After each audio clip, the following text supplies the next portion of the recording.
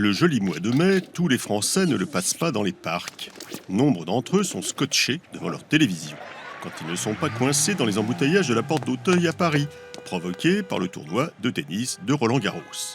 Ou, pour nos amis allemands, les internationaux de France de tennis, ou French Open.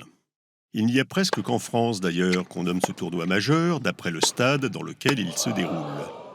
Et donc, ce Roland-Garros qui a donné son nom à un stade de tennis était sans doute un célèbre tennisman. Non, Roland-Garros était aviateur. Alors il jouait au tennis? Non, il était inscrit dans un club de rugby, le Stade français.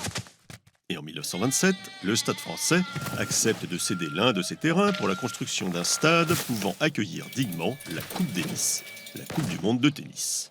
Et il le fait à condition qu'on baptise le dit stade en hommage à son joueur Roland-Garros dont l'avion a été abattu pendant la Grande Guerre. Roland-Garros donc, un des 4 plus grands tournois de tennis au monde avec Wimbledon, l'US Open et l'Open d'Australie.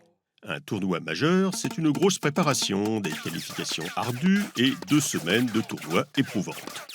Les quelques 800 matchs disputés chaque année à Roland-Garros se jouent sur une terre battue, faite d'un mélange de calcaire et de mâche-fer auquel on ajoute quelques cailloux et une fine couche de briques pilées.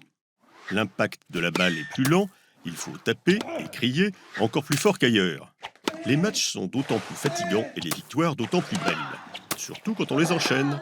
Le Suédois Björn Borg 6 fois, l'Américaine Chris Evert 7 fois, l'Allemande Steffi Graf, chouchoute des Français 6 fois, et bien sûr l'Espagnol Rafael Nadal avec ses 14 victoires.